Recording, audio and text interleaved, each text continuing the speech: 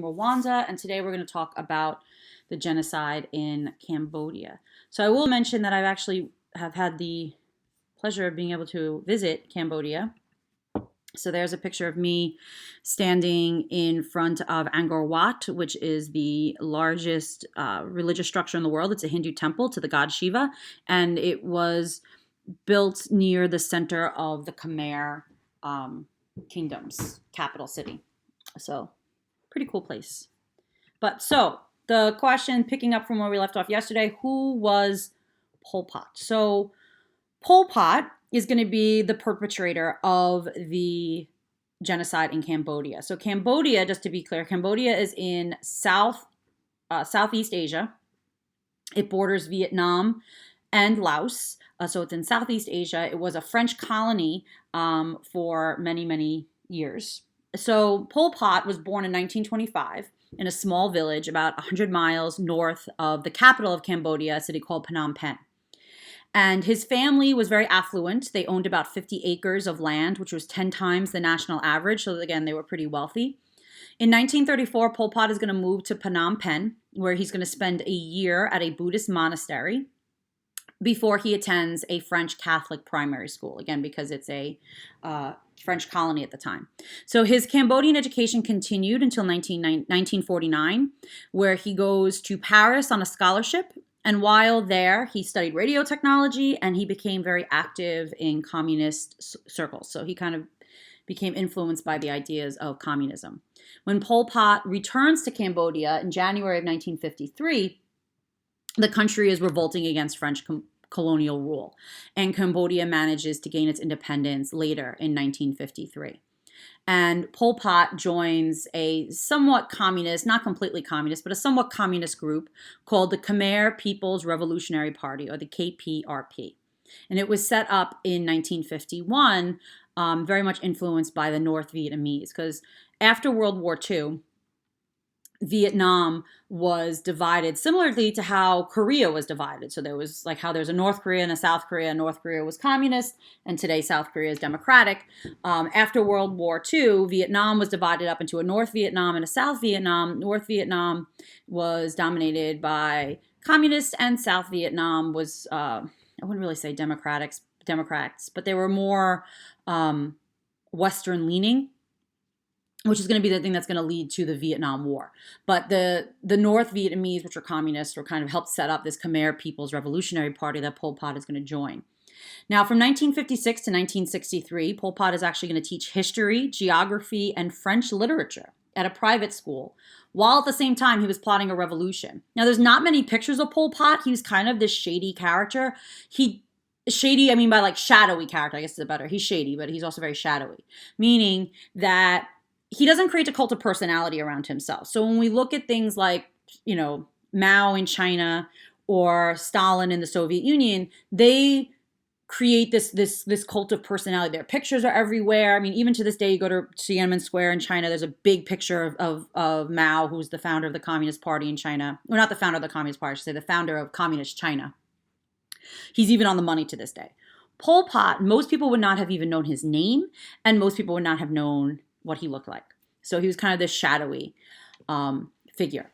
So in 1960, Pol Pot reorganizes the KPRP into a party based more on Marxism-Leninism. So again, the types of Marxism that we see come into play in the Soviet Union.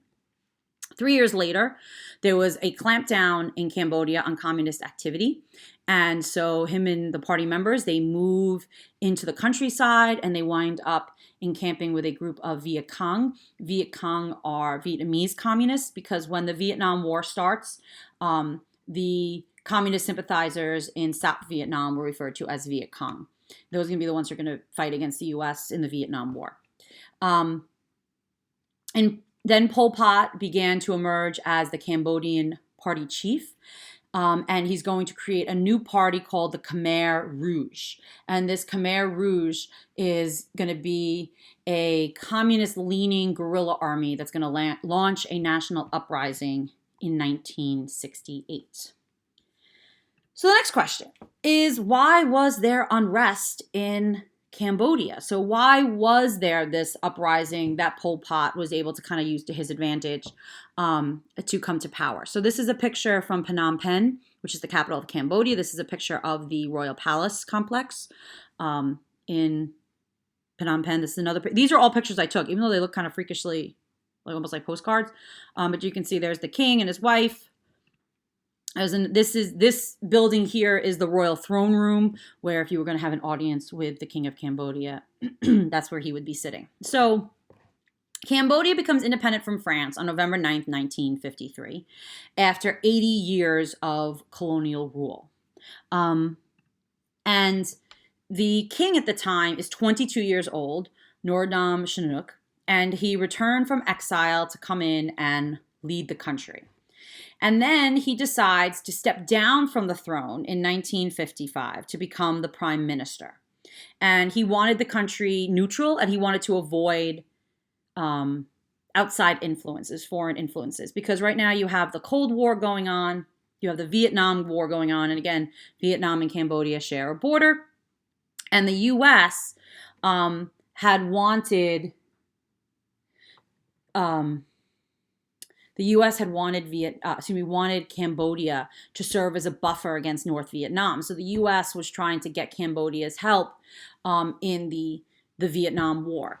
So as the Vietnam War intensified and the U.S. troop presence is growing, across the border in Vietnam, he's trying to keep out, and he didn't want the U.S. interfering in Cambodian affairs. So he decided to distance his country from the U.S., and he decides to break off diplomatic relations with the United States. But he tended to have better relations with the North Vietnamese army and the Viet Cong. So in 1967, the Viet Cong was operating along Cambodia's border with Sihanouk's approval. Because basically what would happen is troops from, or soldiers, supplies from North Vietnam wanting to resupply the communists in South Vietnam, they would go into Cambodia, which they would make it easier for them to, not have to worry about U.S. soldiers and be able to kind of quickly move supplies down and then back into South Vietnam. So by 1967, there was operations all along Cambodia's border with kind of Sihanouk's approval, and the U.S. and the South Vietnamese responded with cross-border operations. So we were sending troops to kind of chase after the Viet Cong and the North Vietnamese into Cambodia. Now, the Cambodians revered Sihanouk as a god king, and they respected him because they saw that he was able to keep the country relatively peaceful. But there was opposition growing against him because there was a lot of corruption, and he didn't really tolerate any type of dissent. Because I should point out also, again, looking at these pictures of what their palace looked like, the average Cambodian, lives literally, even when I was there in 2013, I think was when I was there. The average Cambodian lives in a simple wooden shack. Maybe they have electricity if they're lucky. And, very, very simple 1 or 2 bedroom homes. Raised up usually because there's lots of flooding, especially if you live along the rivers. So they're kind of raised up on poles, but very, very simple homes. And then this is how the king himself is living in all this luxury. And so there was a lot of corruption and again, a lot of dissent. So there was not exactly a good relationship he had with the people, even though the people kind of revered him as this god king. There was also a lot of dissent that was growing. And then add to this is that starting in March of 1969, the U.S., we began bombing Cambodia. We basically launched a 4-year bombing campaign of Cambodia because they were aiding the North Vietnamese and the Viet Cong. And between 150 to 500,000 Cambodian civilians died in that bombing. And it was referred to as Operation Breakfast. So this was all of the kind of dissent that the Khmer Rouge and Pol Pot is going to be able to use in order to come to power. And I should also mention that the king manages to kind of, ally himself with whoever he feels like is going to keep himself in power. So he does in some ways also aid the Khmer Rouge. So how does the Khmer Rouge seize power in Cambodia? So you can see Pol Pot basically leading the Khmer Rouge troops. So in March of 1970, the general of the army, Lon Nol, he's going to initiate a coup while Sihanouk is out of the country. So he figures like take advantage of it. And as a result, a civil war broke out. Sihanouk is going to ally himself with the Khmer Rouge, and Lon Nol is going to be backed by the United States. Now, both the Khmer Rouge and Lon Nol's troops committed all sorts of mass atrocities against the people. So in April of 1970, about 70,000 U.S. and South Vietnamese soldiers crossed the border into Cambodia to fight the North Vietnam, the Vietnamese, and the Viet Cong troops who had taken sanctuary there. And then we also have, in light of all of this, this Operation Breakfast, this bombing that has been going on since March of 1969. And a lot of this was kept hidden. The Operation Breakfast was a secret bombing campaign, so the U.S. people didn't necessarily know about it. Once it got out, there were protests of the invasion of Cambodia, and this actually led to, I don't know if you've ever heard of this, something called the Kent State Massacre. So in the United States, in Ohio, in Kent State, students were protesting the invasion of Cambodia and the bombing of Cambodia, and American police officers fired onto the crowd and 6 students died. And this is known as, like I said, the Kent State Massacre. Because during this whole Operation Breakfast bombing campaign, 500,000 tons of bombs were dropped on Cambodia. By the time the U.S. bombing had ended in 1973, Khmer Rouge troops had increased their control of about 3/4 of Cambodia's territory. So then they were using that to kind of gain more and more power. Sihanouk was living in exile and was supporting the Khmer Rouge as fighting against an American puppet government, because you can imagine that there was not a lot of love for the U.S. with what was going on in Cambodia.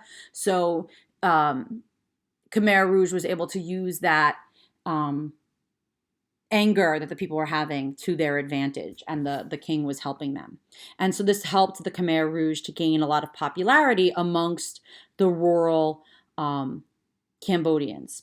And in April of 1975, the Khmer Rouge managed to enter Phnom Penh, and by this point, about 500,000 Cambodians had died in this fighting, because they began shelling Phnom Penh with rockets and with artillery. They bombarded the airport. They blockaded river crossings, basically, and this ends the fighting. And the Khmer Rouge takes over the country of Cambodia in 1975. So, how did Pol Pot and the Khmer Rouge actually rule Cambodia? So, the Khmer Rouge evacuate the whole population of Phnom Penh. There was about 2.5 million people living in Phnom Penh. It's a pretty major city. It's actually a really rather beautiful city. And they evacuated the city. They told the people that even though at this point the U.S. bombing had stopped, they basically lied and told the people that the U.S. bombing was about to begin again. And this was the motivation for them to evacuate the city. So we're evacuating the city for your own safety in order to protect you from this impending U.S. bombing. But the real goal was to turn the country back into a primitive communal utopia. So the Khmer Rouge basically wanted to reject any type of modern conveniences. They wanted to basically like turn back the clock. And so former civil servants like government workers, doctors, teachers, professionals, they were all forced to work in the fields doing very hard manual labor in what was referred to as the re-education process. Those who complained about the work, concealed what little food they had, or broke any of the rules were tortured in a detention center and mostly killed. So especially, again, civil servants, doctors, and teachers and professionals, because they're the ones who are educated and are going to try to fight back the most against this. But they were basically sent to detention centers such as this, which is called S21, and then they were killed. So this building here was a former school. So no one's getting educated. Everyone's being re-educated, in meaning that they're being sent to do this like very primitive manual labor, back-breaking work, being fed very little money, being fed very little food, and basically kept at like almost malnutrition circumstances. And no one was getting a formal education. And what's kind of sinister about it, if this isn't already sinister enough, is that they turned former schools then into detention centers and prisons and places where they would torture you if you spoke out against this situation. So if you can imagine how this building, this former school, and I visited it when I was in Cambodia, is in the center of the city of Phnom Penh. But the city is completely empty. So therefore, there's no audience to see what's happening to these people as they're being tortured. Now, this would be like an outdoor school, like where you have like the classrooms are inside, but the hallways are, open air. So you can see some pictures I took. And basically, they converted the former classrooms into torture chambers and then also turned them into prison cells. So here you can see this like metal bed frame, and they would have tied the person down, and then basically that box there would be used to it was like a battery, and they'd be used to give the people like electrical shocks. They set up barbed wire fences, so if people managed to get out of the classroom itself, they couldn't get out of the hallway. And then they subdivided the classrooms into cells, and you could see the chains that would have been kept to keep the people in those cells. And so here you can see, then they cut holes in the walls that would have been the separate classrooms, so the guards could patrol, the whole area. And you could see in the distance at the end of that picture, it would be the blackboard where normally kids would have been getting, formal education. And then this was used would be filled with water and used to kind of almost like as a water torture. And then as the people were admitted into S21, they would have been taken pictures of. So these are all pictures of people who were prisoners in S21. And one thing you'll notice is a lot of them are very young. And in some instances, they're children that were being taken for this re-education. This next picture always kind of really haunts me because it just looks like the man's eyes just look so frightened. And kind of see that he realizes, I can't even imagine being in this situation. There's another person basically kind of lying there having been killed. Now, the bones of the people who died from malnutrition or also from inadequate healthcare were put into mass graves. So all across Cambodia, there are mass grave sites where people were put after they died because of the poor conditions in which they lived under Pol Pot. And also were set up what we refer to as killing fields. So under Pol Pot, the state controlled all aspects of a person's life. All decisions were made by this shadowy leadership known as the organization. Money, private property, jewelry, reading material, religion, all of this was outlawed. When I was in Cambodia, my tour guide, he had been a resident of Phnom Penh. He was a little kid when it all happened, but he had lived in Phnom Penh, and he talked about how his family was, told to leave their house, and they were put onto these camps where they were forced to do manual labor. And originally, him and his family were able to kind of stay together. But he talks about how one of his younger cousins, who was like a toddler at the time, basically died of malnutrition, starved to death in essence, and that his grandmother was this very religious Buddhist. And one day she was caught praying. She was caught praying, and the guards took her and they were going to shoot her. And, his father and his uncles were like trying to stop the guards, and they were like, no, please don't kill our mother. Please don't kill our mother. And then the guards kind of started to aim their guns at them. And the grandmother, he talks about how his grandmother basically said, no. She says to her sons, let them do what they need to do because I don't want anything to happen to my family. And they took her away and they shot her. And he was telling this story Now, this has happened now at this point. It was 40 years ago that this happened, 41, 42 years ago. And he's telling this story, and he actually had to stop speaking at one point, and he started crying, and he said, I'm sorry that I'm, still get so emotional about this. He goes, but my grandmother just really loved her family. So this is what was happening to these people. So they were not allowed to have religion. They were not allowed to read. They were not allowed to have any personal possessions. All the agriculture was collectivized. Children were eventually taken from their families and forced into the military.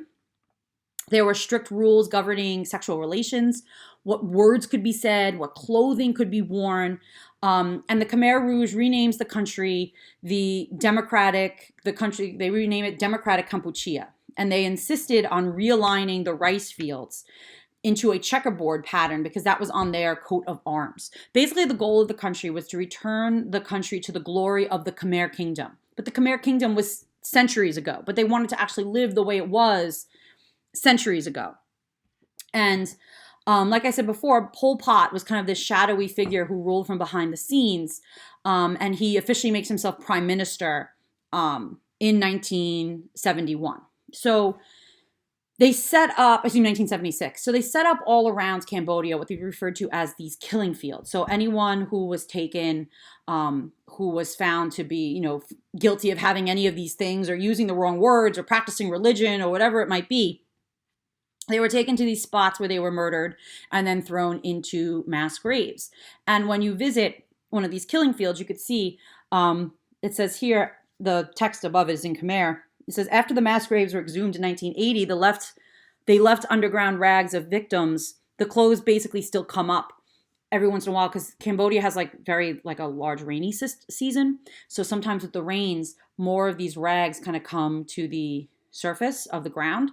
And so when you're going through visiting one of these killing fields, they tell you, don't touch anything. If you see like a rag on the floor, if you see anything, kind of coming up out of the ground, let the officials know because chances are it could be something from one of these people that were murdered, or in sometimes instances, even like pieces of their bones.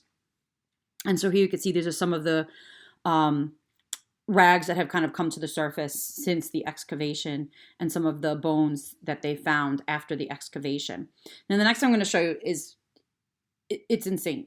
So this was a tree in which, so if you were a child and say your parents were taken and sent to one of these killing fields, they would take children, like little kids, grab them by their feet and beat them and basically kill them against this tree. And you see all of the bracelets, those are like mementos that the family members have made as like memorial to their family members, who died. So this was a mass grave where there was 450 people buried, and you could see the different bracelets that were made to honor those people. And then there were people that lived nearby in these areas. So they would basically blast music so you wouldn't hear the cries of the people that were being killed. And then, so this is the memorial that's actually built to it. And what's inside are these skulls of all of the heads of the people that were exhumed from this mass burial site.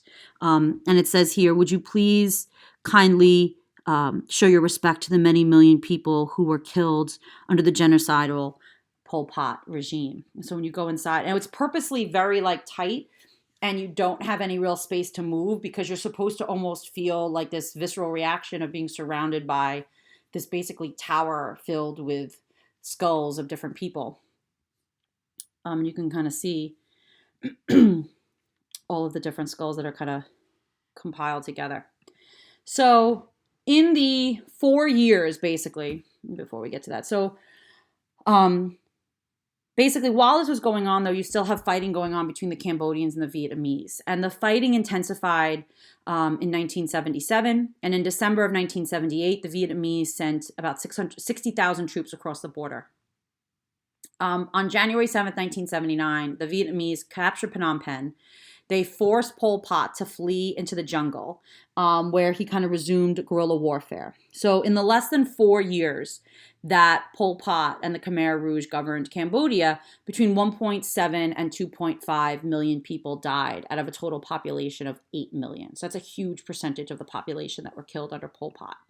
So how did Pol Pot and the Khmer Rouge, that's the same question. So Sorry. So you can see here, this was kind of a summary of what I just said. This is the question I wanted to ask you. What happened to Pol Pot when he was removed from power? So in 1980s, because Pol Pot isn't actually captured, he's just now in the jungle continuing to fight on. In the 1980s, the Khmer Rouge were getting arms from China. They were also at times getting political support from the United States because the US, we opposed the Vietnamese occupation of Cambodia. So he retreats into the jungle along the Thailand-Cambodian border. Sihanouk actually comes back as the leader of Cambodia, and he gave the Khmer Rouge millions in aid, while at the same time, he's basically trying to play both sides. So there was decades of guerrilla warfare between Sihanouk, the Khmer Rouge, and the Vietnamese sponsored government. And basically, the Khmer Rouge's influence began to decrease. Following in 1991, there was finally a ceasefire agreement, and the movement completely collapsed by the end of the decade. Sihanouk comes to power, and he shares power with his son, who's the prime minister. And at this point, the economy was ruined. Tens of thousands of people have been displaced because you can imagine now everyone has to come back to Phnom Penh, and that's a free-for-all because no one has any proof of where they lived or who they are. And basically, the countryside had been littered with 8 million landmines. And they've removed many of them, but not all of them. So one thing I've noticed, one thing that sticks out to you when you go to Cambodia is when you go to any of the tourist sites, there's always people outside begging who are missing an arm, who are missing a leg, because the landmines didn't get completely cleared. They stepped in the wrong spot, and then suddenly their leg got blown off by a landmine. So that's something that is very, very common. People who have these types of deformities because they were injured in an accidental, stepping on a landmine.